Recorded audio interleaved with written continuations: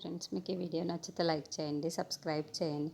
అప్పు బావ దగ్గరికి వచ్చిన బావగారిని చూసావో లేదో మాకు తెలియదు, నువ్వు పదే పదే అత్తయ్య గారు ముందు ఆ విషయం ఎత్తుతూ ఉంటే ఆవిడకి చాలా బాధ అనిపిస్తుంది. ఆవిడ మనసులోనే చాలా కుమిలిపోతుంది. ఆవిడ ఆరోగ్యం ఏమవుతుందో అన్న బాధ కూడా నాకు కలుగుతుంది అని చెప్పేసి అంటుంది.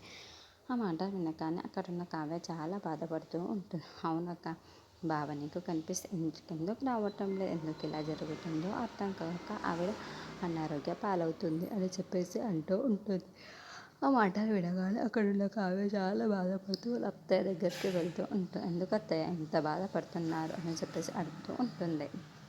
అక్కడున్న అపర్ణాదేవి మాత్రం నాకు బాధగా ఉండదా, నా కొడుకు ఏమైపోయాడో ఎక్కడున్నాడో తెలియదు కదా, వాడేమో బ్రతికే ఉంటున్నాడు నన్ను నువ్వు అంటున్నావు, కానీ నీకు మాత్రమే ఎందుకు కనిపిస్తున్నాడు, నాకెందుకు కనిపించట్లేదు, నా కళ్ళ ముందు ఎందుకు రావట్లేదు, వాడు ఎక్కడున్నాడో ఏడో నాకు కాస్త చెప్తే నేను చూస్తాను కదా అని చెప్పేసి చాలా గట్టిగా అడుగుతూ ఉంటుంది.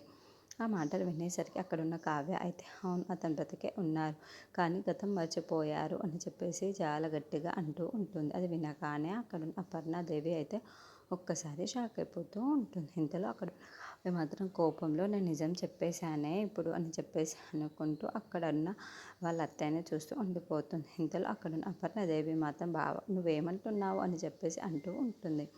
ఇంతలో అపర్ణాదేవి మాత్రం అవును అత్తయ్య, గతం మర్చిపోయారు, ఇప్పుడు గతం మర్చిపోయి వేరే దగ్గర ఉంటున్నారు, నేను మీకు రేపే అతనికి చూపిస్తాను సరేనా, మీరు ఏమీ బాధపడకండి, ఆధార పాలు కాకండి అని చెప్పేసి అంటుంది. ఆ మాటలు వినగానే అక్కడున్న అపర్ణాదేవి చాలా సంతోషిస్తూ ఉంటుంది. ఏంటి, నా కొడుకు బతికే ఉన్నాడు, నా కొడుకు గతం మర్చిపోయాడు, ఎక్కడున్నాడు అని చెప్పేసి అడుగుతుంది. ఇంతలో అక్కడున్న కావ్య మాత్రం నేను నీకు రేపే అతనికి చూపిస్తాను అని